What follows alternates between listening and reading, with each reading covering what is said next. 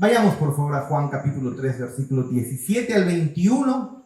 Nos vamos a ir a esa porción de las Escrituras, Juan 3, todavía estamos con Juan. Miren, hermanos, es maravilloso. Yo me he percatado que el evangelio que más me agrada, aunque obviamente Mateo, Marcos, Lucas son evangelios maravillosos, es palabra de Dios y también la amamos, pero si a mí me dan de escoger entre los tres, me quedo muchísimo con el evangelio de Juan. Es un evangelio mucho más teológico, es un evangelio que tiene mucho de lo que Mateo, Marcos y Lucas no tienen, ¿no? Miren, pero esto tiene un porqué, ¿por qué es que el apóstol Juan se centra muchísimo en teología, se centra muchísimo en doctrina? Nosotros encontramos en Mateo, Marcos, Lucas, que es una narrativa de los hechos de Jesús, de las parábolas, de las enseñanzas de Jesús, pero claro que encontramos también doctrina, pero de manera mucho más profunda, si pudiéramos decirlo así, la encontramos en Juan. Y claro, recuerden ustedes, el apóstol Juan era el menor de todos los apóstoles. No se confunda usted con Juan el Bautista. Tampoco se confunda usted con Juan Marcos, el que escribió el Evangelio de Marcos. Marcos no fue apóstol, no era apóstol. Él no estuvo incluso dentro de los seguidores de nuestro Señor Jesús. Él fue un colaborador del apóstol Pedro. Nosotros tenemos el Evangelio de Marcos y en realidad pudiéramos decirle el Evangelio de Pedro, porque él recopila las enseñanzas del apóstol Pedro, de lo que enseñaba Jesús, y eso escribe Marcos, el evangelista Marcos. Pero Juan ha sido un testigo ocular del ministerio de nuestro Señor Jesús, hijo de Zebedeo, ¿se acuerdan ustedes? Hermano de Santiago, de Jacobo, ¿no? Bueno, Santiago, Jacobo, igual lo mismo. No estamos hablando de Santiago, el hermano de Jesús, que escribe el libro de Santiago, es el hermano de Jacobo, de Juan, Santiago, al que nos referimos. Pero son dos hermanos que fueron considerados, el Señor Jesús les puso como sobrenombre, Boanerges, los hijos del trueno, bien impulsivos, ¿no? Señor, que caiga fuego sobre aquellos que no escuchan el mensaje, ¿no? Medio así eran ellos. Pero miren, él es el menor de los apóstoles, también se le conoce como el discípulo amado, muy recostado. Se le encuentra incluso en esa pintura habitual que se conoce, muy célebre, de la Santa Cena, la Última Cena. Él está recostado hacia nuestro Señor Jesús, a diferencia de Judas, que está recostado hacia el otro lado, ¿no? Pero se le conoce como el discípulo amado, y conforme él ha ido caminando con el Señor Jesús, él en sus escritos dice: hemos visto, hemos contemplado, hemos palpado al verbo de vida, este verbo que existía en la eternidad, este verbo eterno que estaba con Dios, que estaba en el principio, que estaba con Dios, que es Dios, nos dice en su evangelio en Juan 1:1, y luego que lo ha contemplado, y que este verbo, refiriéndose a Cristo, es el que ha creado todo el universo, todas las cosas por él han sido hechas, y sin él nada de lo que ha sido hecho fue hecho, dice el versículo 3 del evangelio de Juan capítulo 1. Pero este hombre, después de haber caminado con el Señor Jesús, haber contemplado su gloria, después de él haber visto a nuestro Señor Jesús en su ministerio, haberlo visto resucitado, muere nuestro Señor Jesús, resucita, asciende al cielo, y él todavía es el apóstol que más tiempo va a ministrar como apóstol. Van muriendo todos los demás apóstoles, los discípulos de Jesús. No vivieron una vida, por ser hijos de Dios, discípulos de Cristo, una vida, libre de aflicciones. Cada uno, si usted revisa la tradición de los apóstoles, o lo que la tradición dice respecto a los apóstoles, es que todos murieron de manera bien terrible, bien fuerte, ¿no? Y el apóstol Juan es el de los últimos en morir. Escribe su evangelio, este evangelio que tenemos, aproximadamente entre el 85 y 95 después de Cristo, unos 50 años después de que Cristo aproximadamente ha resucitado y ha ascendido al cielo. 50 años de caminar con el Señor, 50 años de predicar el evangelio, de luchar en contra de las huestes de las tinieblas, proclamando el evangelio de la luz, 50 años. Él está ahora ya anciano. Y anciano escribe lo que nosotros tenemos aquí como el Evangelio de Juan. Y ahora, sabiendo que él ha caminado mucho más tiempo con Cristo, entendemos cómo es que él entiende las doctrinas de manera más hermosa. Y cómo es que su Evangelio es mucho más teológico.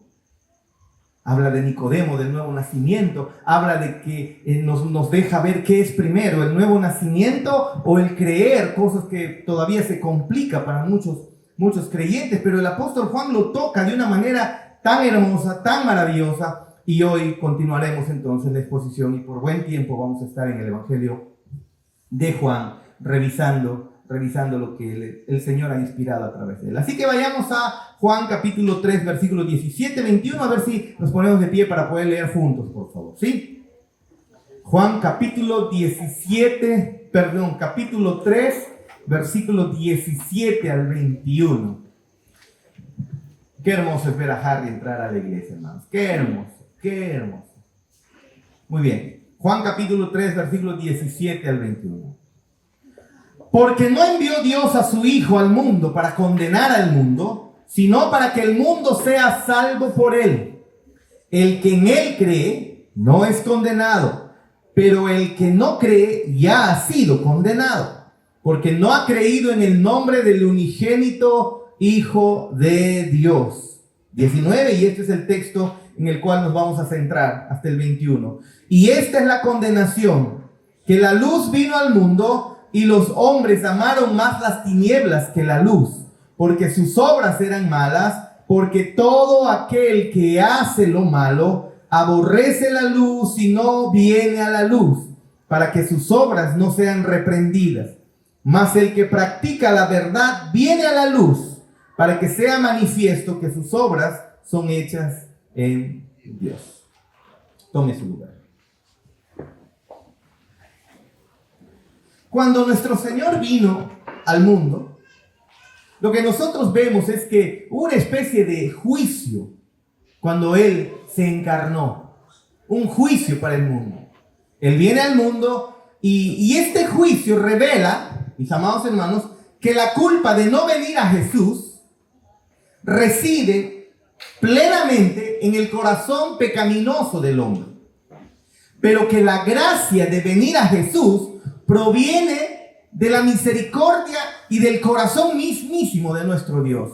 Eso es algo difícil. Yo les dije, el apóstol Juan es más teológico. Aquí mientras estemos en el Evangelio de Juan, vamos a aprender un poquito más, nos vamos a profundizar un poquito más en teología. Yo le pido que tenga paciencia y ponga mucho de su esfuerzo para no distraerse y poder mantenernos ahí en la línea para poder entender. Pero él, a través de este texto, nos va a mostrar que toda aquella persona que viene a Cristo, toda aquella persona que viene a buscarlo a Él y que viene y recibe vida eterna, que cree en el Señor Jesús, es gracias a la providencia de nuestro Dios, es gracias al amor de Dios, es gracias a que nuestro Dios en su corazón ha obrado, en el corazón de las personas, ha obrado para traerlos y ellos crean. Pero también el texto nos va a demostrar que las personas que rechazan a Cristo, que no quieren saber nada con Él, en realidad están manifestando que son completamente culpables. Esto es algo que muchos no pueden entender. Vemos a un Dios soberano en las Escrituras. Y ese Dios soberano, cuando te trae a creer en Él, es Él quien ha obrado en tu corazón. Pero cuando tú lo rechazas, eres tú responsable, porque te gusta y amas las tinieblas.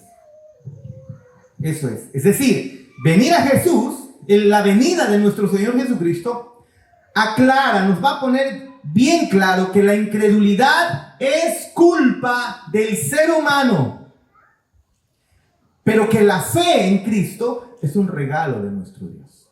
Eso es lo que vamos a observar aquí en estos pasajes. ¿Qué significa eso, hermanos? Que si tú y yo no acudimos a Cristo, que si tú y yo perecemos para siempre, lo que está ocurriendo es que Dios está magnificando su justicia, mereces condena y justamente eres condenado. Y la justicia de Dios es magnificada. Pero cuando acudimos a Cristo, cuando venimos a Él, cuando obtenemos vida eterna, lo que estamos haciendo es magnificamos su gracia. Y es la gracia de Dios, no la nuestra. Así que, pero antes de poder ver esas conclusiones a donde llegaremos al final, necesitamos ver un poquito el escenario de lo que está ocurriendo alrededor del versículo 19 al 21, porque ese es el texto en el que nos vamos a centrar. Así que repasaremos los versículos 16 al versículo 18 y entonces resumiremos un poco ello y eso nos va a dar el contexto para poder nosotros ver qué es lo que está ocurriendo en los textos que hoy serán nuestra ancla. Entonces, miren lo que dice el versículo 16. Porque de tal manera amó Dios al mundo. Queda bien claro que Dios amó al mundo. Nadie puede negar. Dios amó al mundo. ¿Y cómo es que lo ha amado? Bueno, pues el acto de este amor fue entregando o enviando a su único hijo a morir, dice el versículo 16. Porque de tal manera amó Dios al mundo que ha dado a su único hijo. No solamente lo ha dado, lo podemos también nosotros poner significa que lo ha dado a muerte, lo ha dado en sacrificio por cada uno, por aquellos que creerían en Él. De esa manera es que Él ha amado, nos ha amado. Y sabemos que está hablando esto de que ha dado a su hijo, significa que lo ha dado en muerte, porque en el versículo 14 Jesús mismo dice: y como Moisés levantó la serpiente en el desierto, así es necesario que el Hijo del Hombre sea levantado. El Padre dio a su Hijo, ¿y cómo lo dio? Pues levantado como la serpiente en el desierto, sobre una estaca. Y todo aquel que en Él cree puede tener vida y vida eterna. Pero, ¿cómo es que esto refleja el amor de Dios? ¿Cómo es esto que el Padre, dando a su Hijo, enviando a su Hijo, refleja que Él está amando al mundo? Bueno, pues porque en primer lugar, este hijo no es cualquiera, es el Hijo de Dios, que no tiene ni una sola mancha de pecado.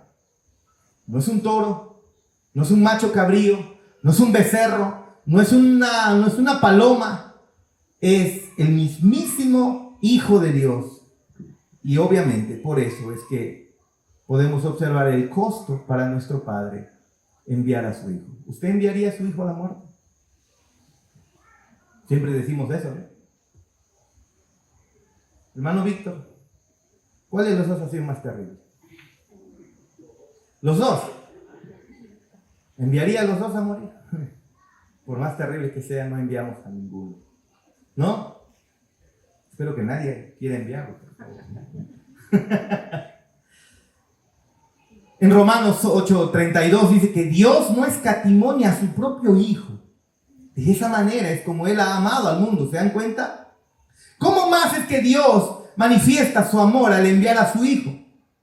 Bueno, pues porque al enviarlo está abriendo una puerta maravillosa para que aquellos que han sido condenados, que estaban bajo la ira de Dios, es decir, todos ellos, puedan tener vida eterna. ¿Cómo más manifiesta esto del enviar a su Hijo? ¿Cómo es que esto manifiesta el amor de Dios? Porque el obtener la vida eterna no tiene que ver con que tú hagas algo o que tú dejes tus pecados, por ejemplo, sino es simplemente creyendo en el Hijo de Dios. Ahora, con esto no estoy diciendo que no dejes tus pecados, no, estoy diciendo que no se requiere para la vida eterna que tú dejes tus pecados, porque si tú dejas tus pecados, entonces significa que tú estás recibiendo salvación por obras, sino que es gratuita, es gratis, tú crees en Él, y por haber creído en Él, ahora tú comienzas a abandonar tus pecados, y esa es la evidencia de que eres hijo de Dios. O de otra manera se puede decir que el envío del Hijo es amor para con el mundo, porque fue profundamente costoso para nuestro Dios, fue de mucho de un costo altísimo para nuestro Dios enviando a su Hijo. Fue infinitamente beneficioso para aquellos que lo recibieron y completamente gratis. A ti y a mí no nos cuesta. Pero todo eso nos está mostrando aquí el apóstol Juan. Pero, de una manera increíble, el apóstol Juan hace un cambio hacia el lenguaje jurídico. Yo no soy abogado. Aquí hay varios abogados. Me voy a sentir un poco avergonzado querer entrar en el área de ellos siendo un ignorante. Pero de todas maneras, encontramos que el apóstol Juan hace un cambio en su lenguaje y ahora va a usar palabras jurídicas. Y antes de poder ver cómo es que ese puente nos va a llevar a los versículos 19 al 21, vamos a ver cómo es que desde el versículo 18 se reafirma lo que ya había dicho el apóstol Juan en el versículo 16. Vayamos por favor al versículo 16. El 16 y el 18 están en una conexión muy estrecha. El versículo 16 describe dos posibles resultados del envío de Dios, de su Hijo. ¿Se acuerdan? El que cree, número uno, el que cree en Cristo, el que cree en Jesús, que dice tendrá vida eterna. Pero el que no cree, dice Jesús, ¿qué va a ocurrir? Será condenado o perecerá. Lo dice así el versículo 16. Para que todo aquel que en él cree no se pierda, mas tenga vida eterna. Hay dos resultados aquí que está describiendo nuestro Señor Jesús. El que cree en Jesús tiene vida eterna. El que no cree en Jesús es condenado. Eso es lo que está diciendo. Y ahora como que nos lleva el apóstol Juan a la sala de un tribunal para mostrarnos qué es lo que está pasando aquí. Miren ahora el versículo 18. Eso es el versículo 16 que hemos visto. Veamos el versículo 18 porque describe estas dos posibilidades con otras palabras. Y dice: el que en él cree no es condenado, pero el que no cree ya ha sido condenado. ¿Dónde están las palabras jurídicas? Condenado. Póngase de pie el imputado. Usted es condenado, creo que así es, ¿no? Condenado a 20 años de prisión efectiva con su suegra. Uy. Doble castigo. ¿Se da cuenta? Nos mete a la sala de un tribunal y ahora dice, versículo 16 dice, para que todo aquel que en él cree no se pierda, mas tenga vida eterna. Y ahora cambia su lenguaje y dice, para que el que en él cree no es condenado, pero el que no cree y ha sido condenado. Es lo mismo, solo que con un lenguaje diferente. Pero ¿cuál es la diferencia? Y esta diferencia es que el creer o el resultado de creer o no creer no se describe en términos de nuestra perdición y vida eterna, sino en términos de ser condenados o no ser condenados. Cambia, ¿se da cuenta? En lo otro es a través es perdición o vida eterna, pero ahora se ve en términos de ser condenados y no ser condenados. Es decir, el versículo 18 pasa al lenguaje legal, el lenguaje de los tribunales, para mostrarnos que el resultado de creer en Cristo es ser condenado o no ser condenado. Y eso es lo que dice un juez. Un veredicto. Condenado o absuelto. Liberado de la culpa o, ¿cuál es la otra palabra? Condenado. Más fácil, más sencillo. Así que Jesús ha pasado, porque es Jesús quien está hablando, ha pasado del lenguaje de la vida y la muerte al lenguaje de culpable y no culpable. ¿Se dan cuenta? Se ve, ¿no? Versículo 16 con 18, revíselo, véalo por favor. Por eso es necesario que no solo esté en el celular, sino esté en su Biblia. En su Biblia usted va a tener un panorama un poquito más amplio. Pero este cambio de lenguaje ya se había producido en el versículo 17 incluso. Dice, porque Dios no envió a su Hijo al mundo para condenar al mundo, sino para que el mundo sea salvo por él. La traducción literal sería, Dios no envió a su Hijo al mundo para juzgar al mundo. ¿Ven? Y eso es el lenguaje de los tribunales, es un lenguaje legal. Así que el versículo 17 plantea la pregunta: si Cristo no vino a condenar, ¿por qué algunos son condenados? ¿Lo ven? Cristo no vino al mundo a condenar a nadie, pero ¿por qué algunos son condenados? Y el versículo 18 nos da la respuesta. Nos lo explica, que aunque algunos son de hecho juzgados y condenados, es porque ya estaban en esa condición cuando Jesús vino. Es decir, Cristo se encarna, vino al mundo y no vino a condenar al mundo porque el mundo ya estaba con la condena que pesaba sobre él. Cada ser humano nace culpable, nace condenado, nace separado de Dios. Así que cuando Jesús viene en esto que conocemos la Navidad, que celebramos en diciembre, cuando Él viene y nace como un niño, se encarna, se hace hombre, Él no viene y luego en su ministerio a decir, muy bien, a ver, vamos a definir, a ver, ¿a quiénes vamos a condenar a él, aquí ahora? Él no hace eso, es lo que no viene a condenar a nadie, porque Él viene a salvar. ¿A quiénes? Al mundo que ya estaba condenado. No sé si me dejo entender. Todos estaban condenados y Él vino a salvar. Imaginemos que el mundo es todos nosotros. ¿Ok? Todos nosotros tenemos el veredicto jurídico, el veredicto del juez. Culpables y condenados para siempre. Entonces viene nuestro Señor Jesús y dice, no se preocupen, no he venido a condenar a nadie. Es que ya estábamos condenados. Lo que he venido es a salvar. Del grupo de condenados, a salvar a muchos. ¿Se da cuenta? Versículo 18. El que en Él cree no es condenado, pero el que no cree... ¿Se da cuenta? Y esto es importante porque miren el versículo 36, es el mismo punto. El que cree en el Hijo tiene vida eterna. El que rehúsa creer en el Hijo no verá la vida, sino que la ira de Dios, no dice viene sobre él. ¿Qué dice? Está sobre él o permanece ya sobre él. Una vez más, Jesús no vino a condenar a nadie, porque todos ya estaban condenados. Y la palabra que se usa aquí expresa el mismo punto de aquí del versículo 16 que está mostrando el apóstol Juan en los versículos anteriores. Hermanos, yo sé, yo les dije, van a tener un poco de paciencia porque Juan es más teológico.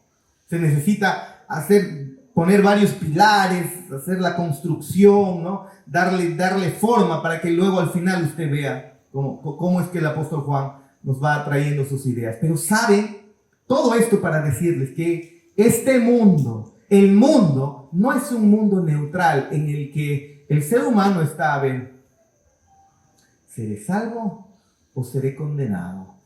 Yo todavía no soy ni salvo ni tampoco soy condenado. Alguna vez, cuando llegue mi edad, pues iré a la iglesia y entonces ya voy a ser salvo. Pero no estoy condenado porque yo soy buena persona.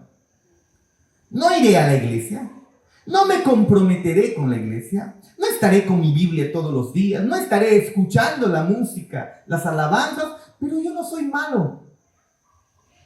Hay personas que dicen eso. ¿Sí o no? Predícale a alguien y dile, ¿sabes que el Señor Jesús vino a morir por tus pecados para que seas salvo? Y la persona te mira medio extraño. ¿Salvo de qué? Si yo no soy malo. Si a mí me atropella un carro, en estos momentos yo me voy al cielo. San Pedro me abre, ven, y hace fiesta todavía. Es la idea que tienen, ¿no?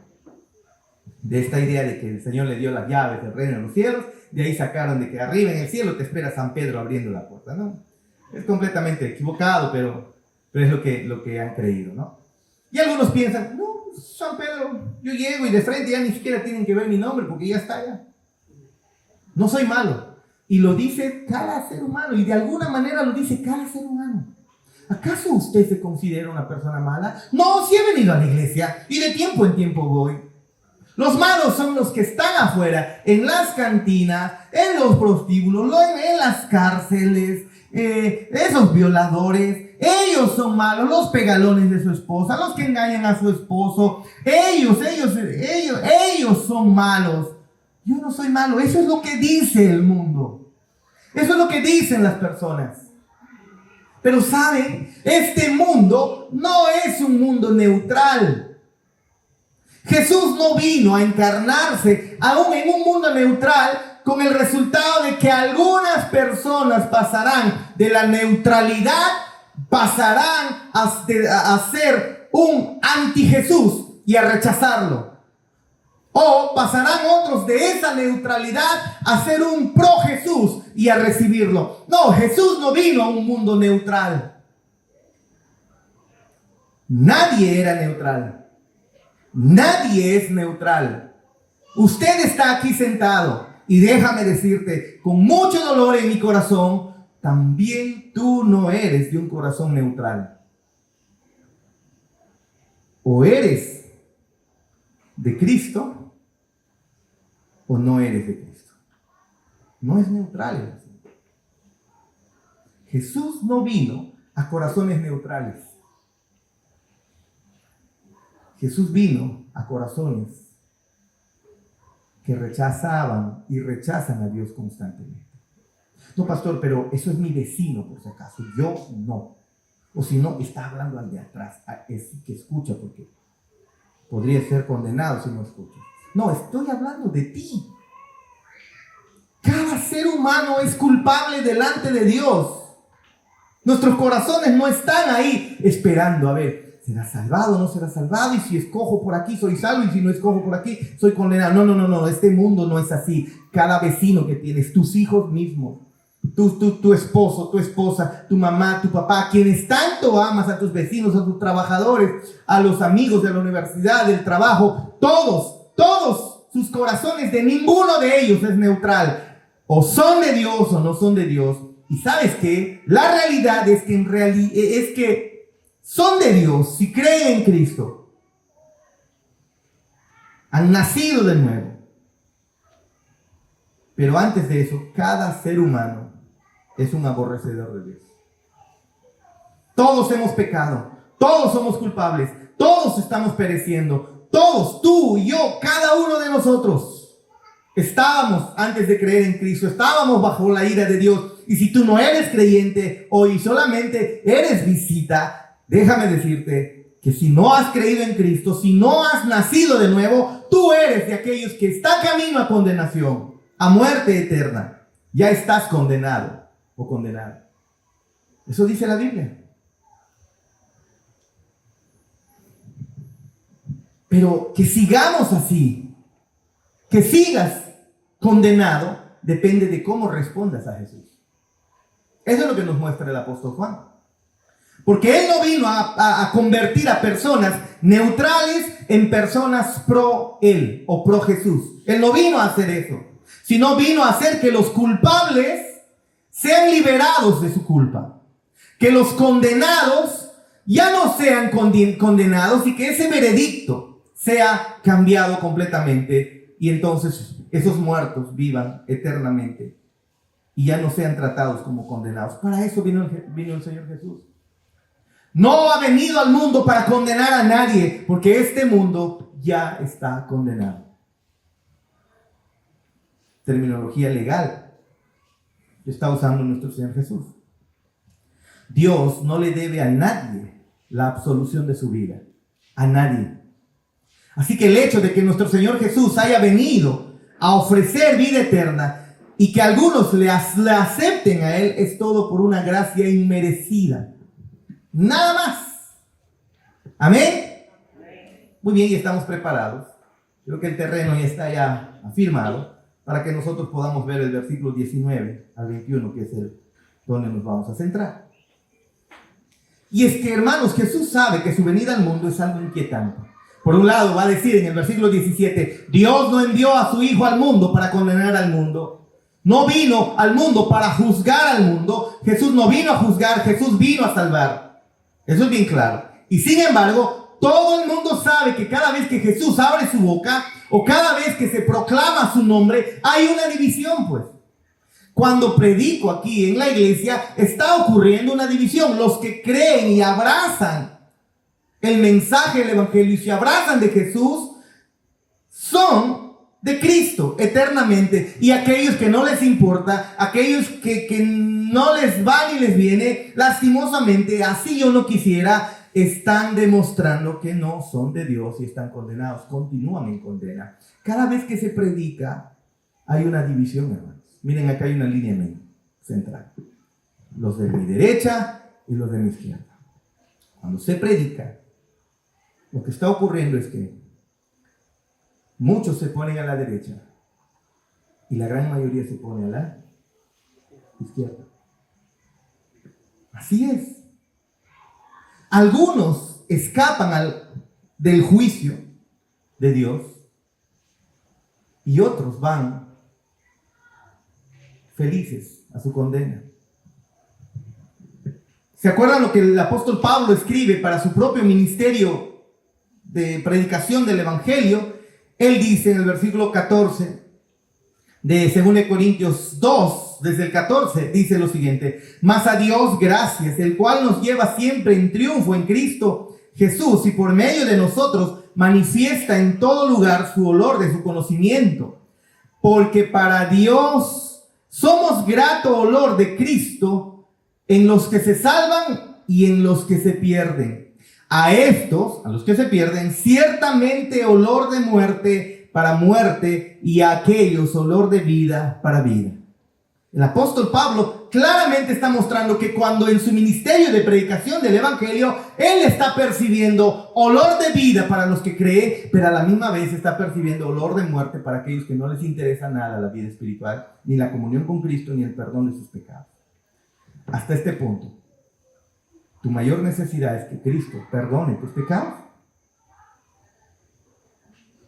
Eso es importante que veas, por favor.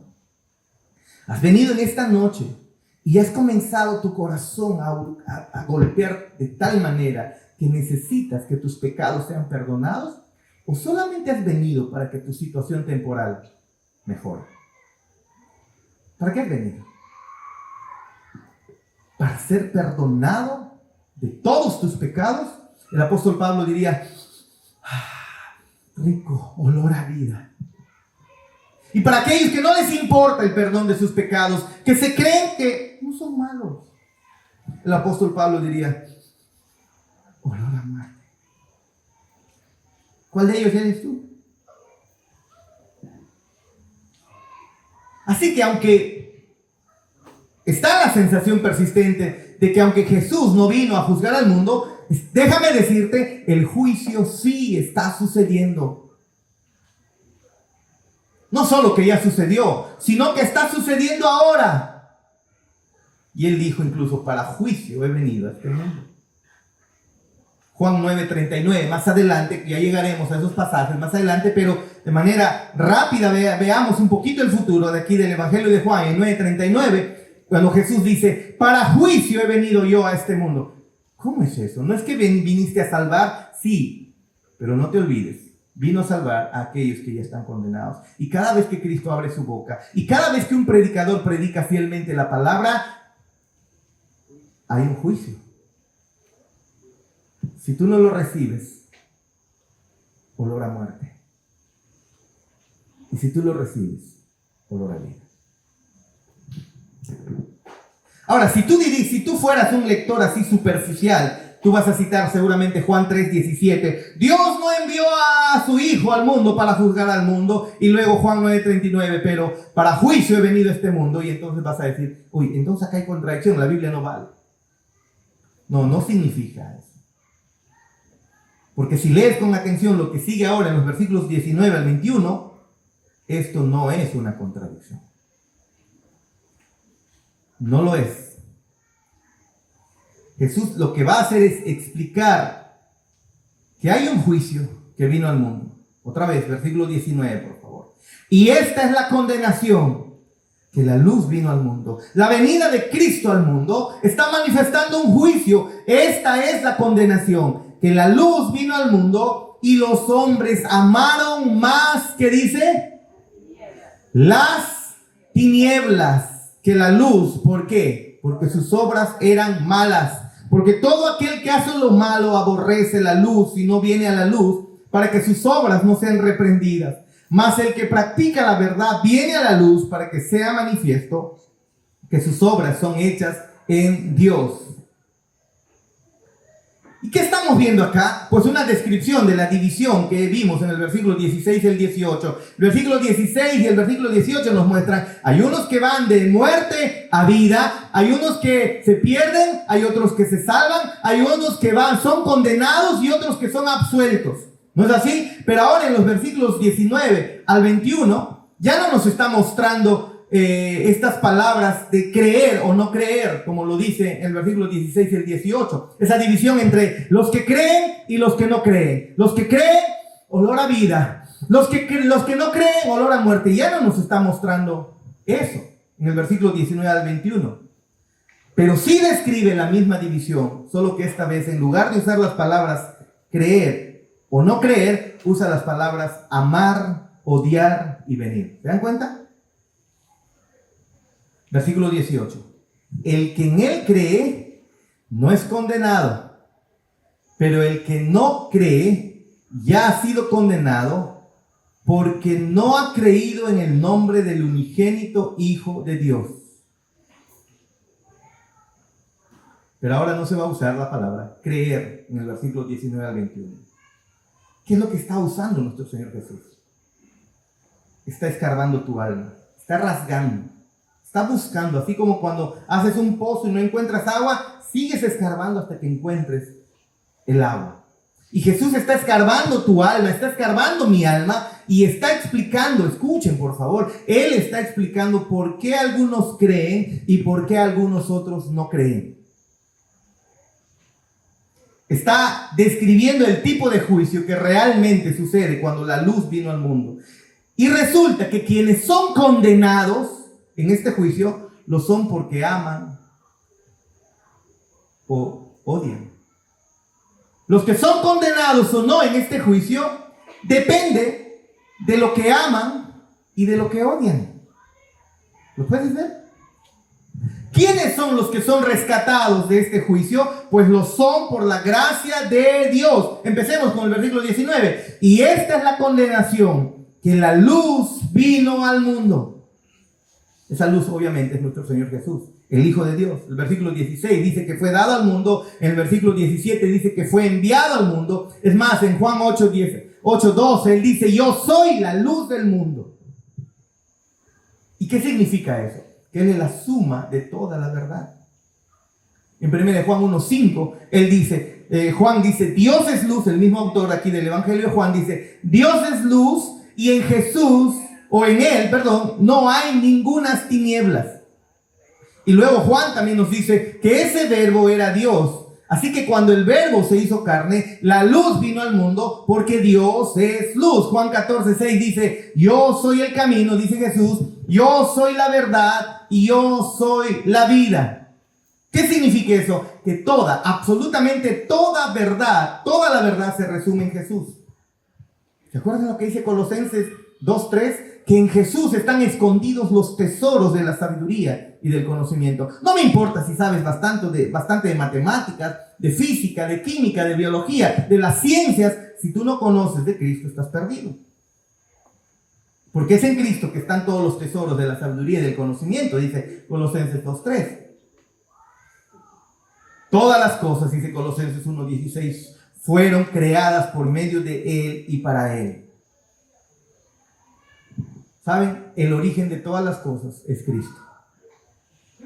Así que el significado de todas las cosas está en Él. Y en la mañana decíamos, si tú no ves a Cristo como tu mayor tesoro y no puedes observar a Cristo en las páginas del Antiguo Testamento, preocúpate y ponte a estudiar el Antiguo Testamento. No es mágico tu vida espiritual que crezcas. No lo es. ¿Qué significa entonces que Él es luz? ¿Qué significa entonces que Él es el camino, la verdad, la vida, que Él es la luz? cuando Él venga, mis amados hermanos, todas las cosas saldrán a la luz. Vendrá la verdad sobre todas las cosas, entenderemos todas las cosas. La verdad sobre Dios, la verdad sobre nosotros mismos, la verdad sobre el camino de salvación, la verdad sobre lo que es bueno, lo que es bello, la verdad sobre el mal, sobre lo bueno, lo malo, sobre cómo debemos vivir, sobre la verdad sobre todo pensamiento correcto, pensamiento incorrecto. Cuando venga Cristo en su segunda venida sabremos absolutamente toda la verdad. Y eso es parte de lo que significa ser la luz del mundo. Así que cuando ahora llegamos al versículo 19, dice que la venida de Jesús es una especie de juicio. ¿Por qué? ¿Por qué? Léanlo otra vez, por favor. Y esta es la condenación, que la luz vino al mundo y los hombres amaron más las tinieblas que la luz, porque sus obras eran malas. Porque todo aquel que hace lo malo aborrece la luz y no viene a la luz para que sus obras sean malas. 5 cosas que nos muestran aquí. Versículo 19.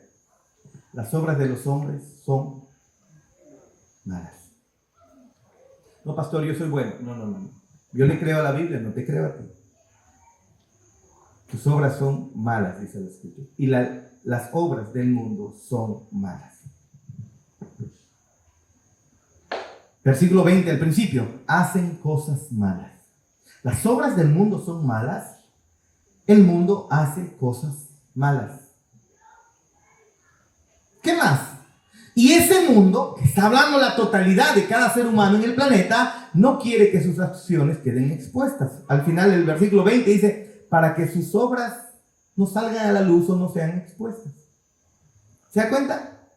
Y por eso es que aman la oscuridad, donde no va a haber la exposición de sus pecados. Y usted se pregunta, oye, pastor, yo siempre le invito a mi vecino, a mi primo, a mi hijo, a mi cuñado, a mi suegro, a mi esposo, a mi esposa. Siempre le invito a la iglesia, pero siempre tiene una excusa y siempre tiene algo. ¿Por qué será? Las Escrituras nos responden, porque aman la oscuridad, aman las tinieblas. Venir a la iglesia implica tener un acercamiento a la luz. Las cosas malas se hacen en la oscuridad, ¿no? No, pastor, es que dice que justo le llegó una visita. Justo tenía mucho trabajo. No, ¿sabes cuál es la realidad de las cosas? Aman hacer cosas malas. No quieren que sus obras queden expuestas. ¿Por qué prefieren adorar a ídolos? Porque esos ídolos no le dicen, deja tu pecado. No se lo dicen. No le demandan obediencia a su palabra, a la palabra de Dios. Los ídolos solamente están ahí tiesos, muertos, rígidos.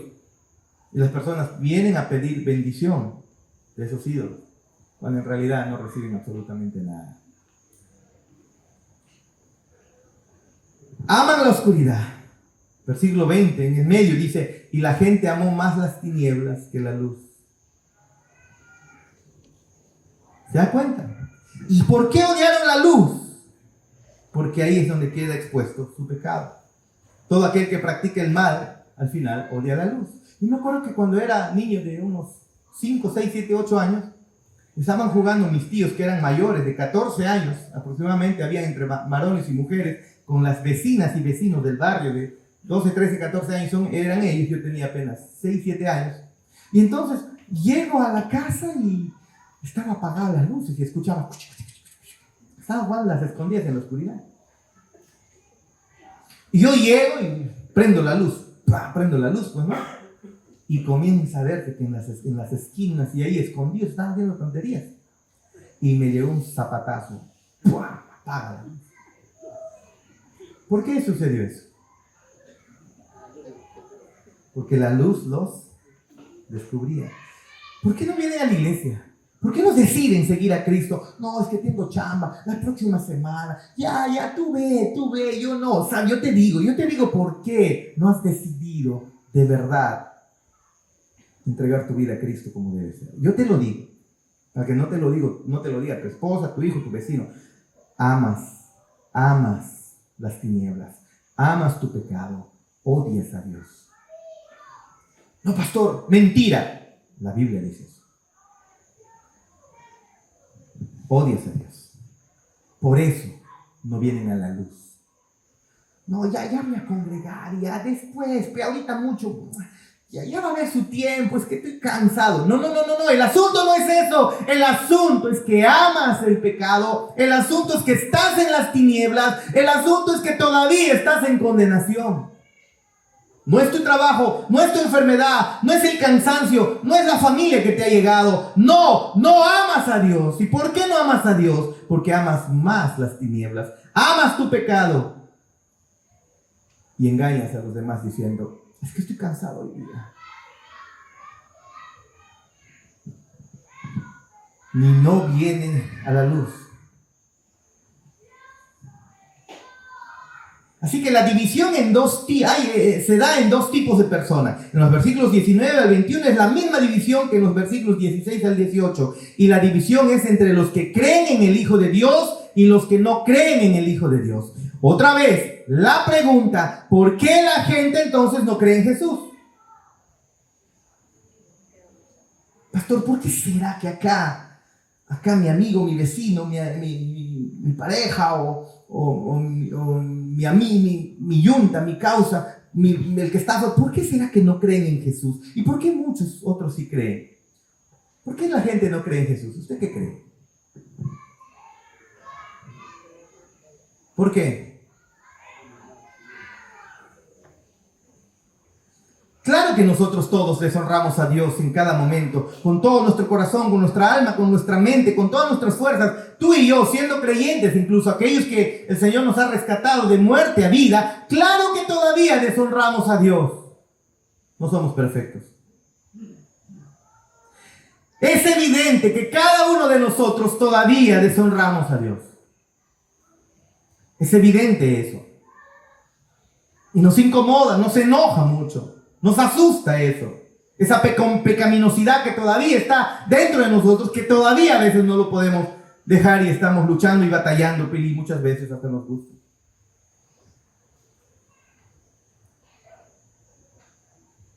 Claro que cada uno de nosotros todavía le deshonramos al Señor. Jesús no está diciendo que las personas no tengan pecado, incluso los creyentes. No es eso. El asunto está que cada vez que nosotros pecamos, somos culpables porque amamos el pecado. Esa es la verdad. Cuando el ser humano opta por el pecado es porque no amamos a Dios. Y somos culpables porque nos gusta más el pecado que la santidad. Tal vez usted pueda solamente pensar en pecados escandalosos y olvidarse de los pecados pequeños que al final de cuentas son pecados. Pero déjame decirte, somos culpables cuando no escogemos a Dios. No es Dios el culpable cuando tú rechazas su luz, su verdad. No van a venir a Jesús. ¿Por qué? El versículo 19. Jesús dice en el versículo 19, ese es el juicio. Esta respuesta de amar la oscuridad, esta respuesta de odiar la luz revela que la culpa de no venir a Jesús reside en el corazón del hombre. Cuando tú no buscas a Dios, ni se te ocurra pensar, en la iglesia, esta iglesia cree en la soberanía de Dios y que Dios escoge a los salvos y no salvos. Por lo tanto, yo no soy responsable si creo en Jesús. Es Dios quien debe obrar en mi corazón. Y si no obra, ¿yo qué culpa tengo? No. Estos textos nos demuestran que aquella persona que no viene a Cristo, la culpa no es de Dios, la culpa es de Él mismo. Reside en nosotros. No venimos porque no queremos venir, porque amamos, dice el texto, las tinieblas. Hay oscuridad o hay esclavitud, pero son cadenas forjadas en el horno de nuestros propios deseos. Lo que amamos y lo que odiamos. Odiamos lo correcto, amamos lo incorrecto. Si en esta noche tú te vas sin ver a Cristo como lo glorioso, sin tomar en cuenta, si no te importa el hecho de salir de este lugar, todavía con el peso de la ira de Dios, todavía como condenado, si no has tomado la decisión, si no tomas la decisión hoy de decir, Señor, perdóname, me arrepiento y desde ahora en adelante, por favor, quiero caminar para ti, en medio todavía de tu imperfección, Señor, quiero caminar para ti. Si tú no haces hoy en este día eso, La Biblia te responde, es tu culpa, no es la culpa de Dios. Amas tu pecado y posiblemente ni vuelvas. Pero por otro lado está la creencia. El otro lado es la creencia. Y los que creen, ¿por qué creen?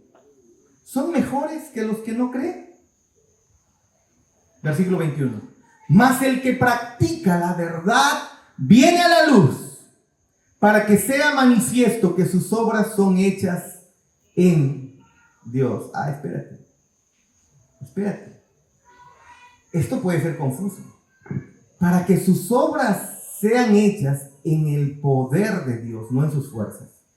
Así que el que cree, no cree porque él hace algo, sino cree porque el Espíritu de Dios, su poder, actúa en esas personas. Entonces, cuando tú eres condenado, es tu culpa. Y el texto, Juan nos dice, pero cuando tú crees, es Dios obrando en tu corazón.